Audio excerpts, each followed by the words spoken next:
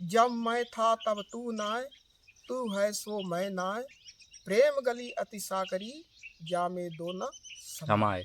किए धन पवित्र कर दान, मन पवित्र सुमिरन किए, त्रिविध हो ही कल्याण। तीन तरह में ज्ञान है। एक तो बाहर का ज्ञान होता है, एक होता है ब्रह्म ज्ञान, उसको पान कराते हैं। वो कैसे कराते हैं? कृपा होगी कि ना ध्याता और ध्यान और ध्येय। ध्याता कहते हैं हमारा मन, ध्येय कहते हैं जो हमारा लक्ष्य है, और ध्यान कहते हैं हम जिस चीज का देखते हैं। ध्याता ध्यान और ध्येय, ध्यान न रहेगा न ध्येय रहेगा और न ध्याता रहेगा, बिल्कुल सही। उसको बोलते समाधि।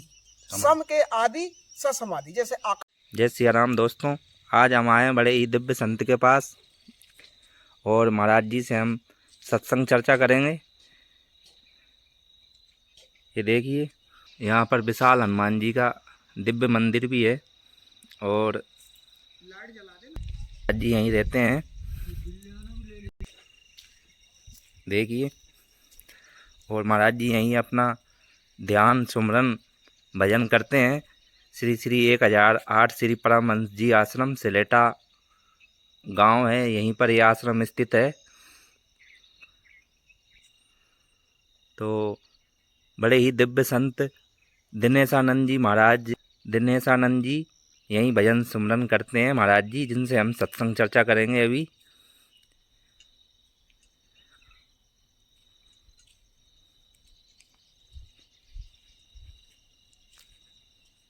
महाराज जी एक प्रश्न पूछा है कि जब अर्जुन ने भगवान कृष्ण से एक प्रश्न किया था कि ये सारा संसार 3 गुणों में मोहित हो रहा है और मुझे तत्व से भली भांति नहीं जानता, मैं इन 3 गुणों से परे हूँ, तो वो 3 गुणों से परे जो परमात्मा है वो क्या है, वो कौन सी स्थिति का वर्णन किया था भगवान ने, उसे समझाने की कृपा करे थोड़ा सा।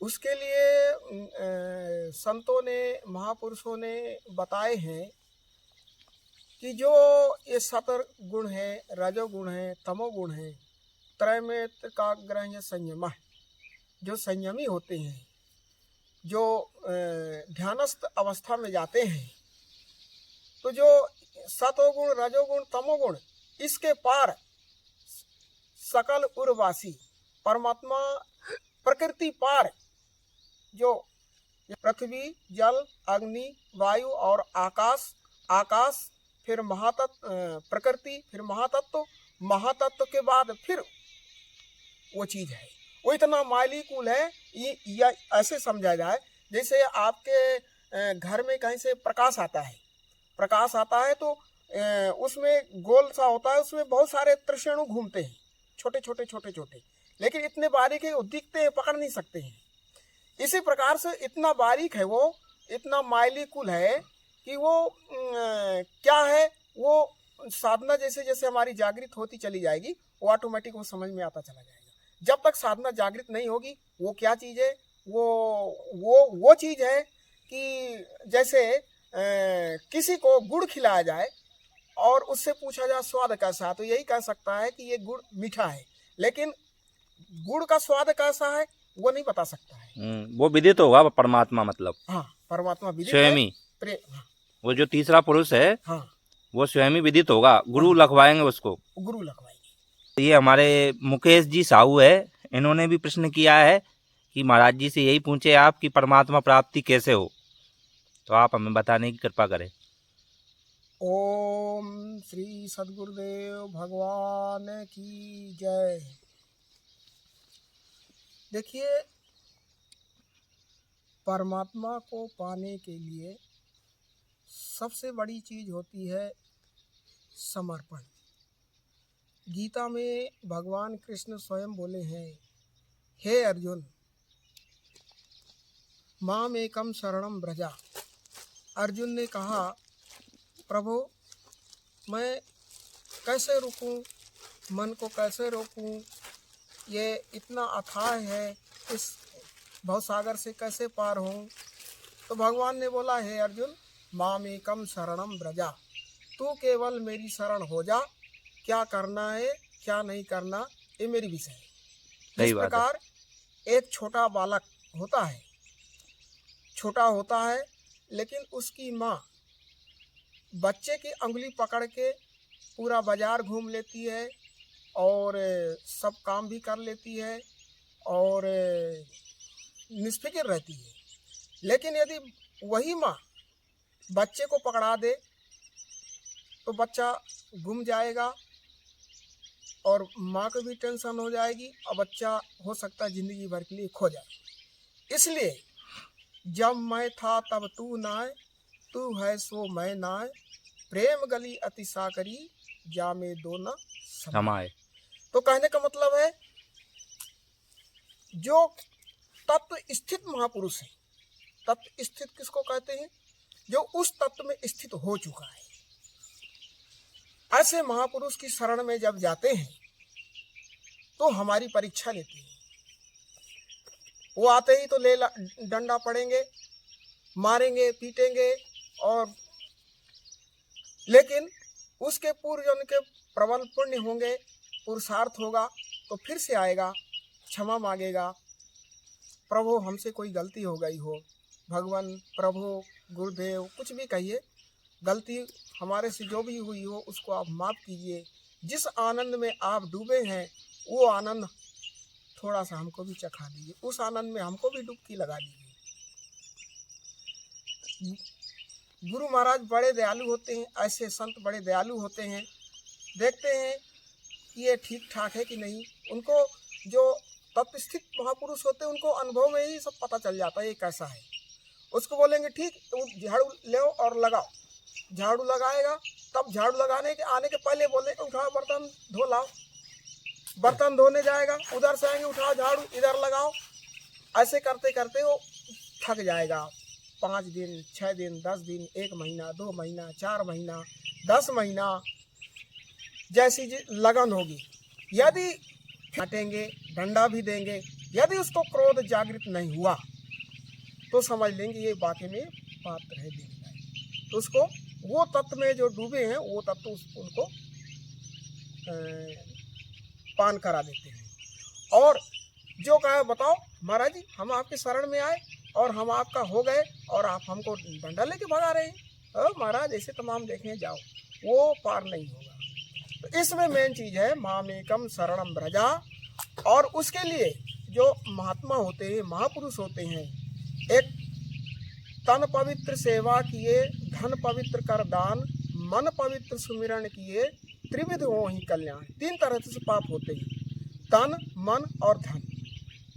मन से कैसे पाप होते हैं? हम यहाँ बैठे हैं, हम नारगढ़ चले गए, हम गुना चले गए, हम केलवाड़ा चले गए और फलाने आदमी को पीटी आई, तो मनसा पाप लग गया। तो मन की भजन सुमिरन से होगा, मन के भजन से होगा। हमारा शरीर, अरे जलेबी खा लेते, गुलाब जामुन खा लेते तो हमारा मुख कितना शरीर एकदम प्रफुल्लित हो जाता, आनंद हो जाता। अब वो जलेबी खाने के लिए कुछ तो हम करेंगे, पैसा कमाने के लिए झूठ बोलेंगे, बेईमानी करेंगे, कुछ तो करेंगे, तो वो भी तो पाप कहलाया। इसके बाद तन पवित्र सेवा किए, तो तन को सेवा में लगाएं, किसी तत्वस्थित महापुरुष की सानिध्य में रह करके 12 साल रहे संत की टोली, तब एक मिले हंस की बोली। तो ऐसा नहीं कि घर द्वार छोड़ के आप आइए, ऐसा नहीं, जहाँ रहिए उनके आदेश का पालन ही गुरु आज्ञा सुसाहिब सेवा, गुरु महाराज की आज्ञा पालन ही भजन है। तो तन ऐसे पवित्र होगा। और धन, कहीं यार हमारे तो पैसा है, कहीं होगा सो देखेंगे, तो धन से हुआ। तो तन पवित्र सेवा किए, धन पवित्र कर दान, मन पवित्र सुमिरन किए, त्रिविध वहीं कल्याण। ये 3 प्रकार से पाप होते हैं और तीनों को मुक्ति चाहना है तो 3 प्रकार से हमें करना पड़ेगा। अब रही बात, ये तो हो गई सेवा। फर्स्ट में जब हम गुरु के सानिध्य में जाएंगे तो वो अपन से झाड़ू लगवाएंगे सबका। यदि अहंकार जागृत नहीं हुआ, प्रेम ज्यों का त्यों बना रहा, सब कुछ बना रहा, तो हम उन पास हो जाएंगे। तो फिर वो जो ब्रह्म ज्ञान है, एक तो बाहर का ज्ञान होता है, एक होता है ब्रह्म ज्ञान, उसको पान कराते हैं। वो कैसे कराते हैं? बैठ जाओ शांत मुद्रा में। एक तो होता है नाम की विधि, नाम की विधि जानते ही, अभी साहिब भी बताए। और एक होता है ध्यान की विधि। तो ध्यान को तो करीब करीब जानते ही हैं कि हृदय सर्वश्रेष्ठ स्थान बताया गया है। मानस जिसको पूजा कहा जाता है, मानस पूजा के द्वारा जो गुरु महाराज का रामायण व्यास श्री गुरु पद नखमण गण ज्योति सुमिरत दिव्य दृष्टि ही कहते हैं हृदय में ही होती। जब हम हृदय में पहले तो इतना बड़ा आकार मन था, फिर गुरु महाराज के छोटा सा हुआ, फिर गुरु महाराज के धीरे धीरे धीरे जो नाखून है उसमें लगाएंगे। वहाँ से साधक यदि वहाँ तक पहुँच जाता है तो केवल नाखून देखेगा, इसके बाद वो ऐसी कृपा होगी कि ना ध्याता और ध्यान और ध्येय। ध्याता कहते हैं हमारा मन, ध्येय कहते हैं जो हमारा लक्ष्य है, और ध्यान कहते हैं हम जिस चीज का देखते हैं। ध्याता ध्यान और ध्येय, ध्यान और ध्येय। ध्येय हमारा परमात्मा है, ध्यान जिसका हम हृदय में करते हैं, और तो ये तीन बताए गए। तो जब वहां जाते हैं तो तीनों खत्म हो जाएंगे, ना ध्यान रहेगा, ना ध्येय रहेगा और ना ध्याता रहेगा। बिल्कुल सही। उसको बोलते समाधि।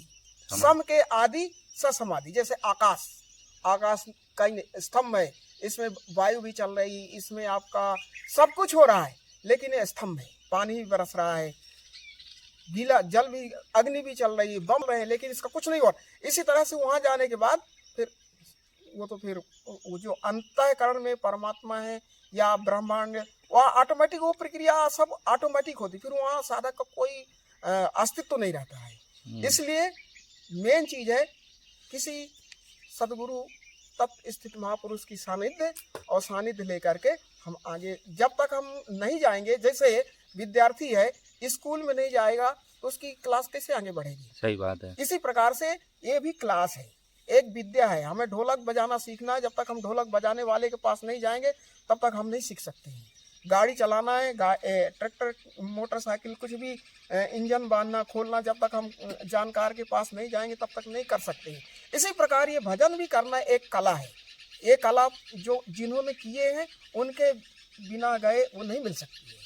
इसलिए ऐसे महापुरुष के पास जाएं और जो बने टूटी फूटी सेवा करके द्वारा, तब जाके ऑटोमेटिक मिलेगी। वो हमको लेने की जरूरत नहीं है, ऑटोमेटिक। जैसे आप तालाब बनाइए, जब समय आता है तो जल बरसता, ऑटोमेटिक भर जाता है। इसी प्रकार से जब कृपा होती है सदगुरु की या जिनको हम मानते हैं, तो ऑटोमेटिक हमारी जागृत हो जाती है और आगे बढ़ता है। ओम श्री सदगुरुदेव भगवान की जय।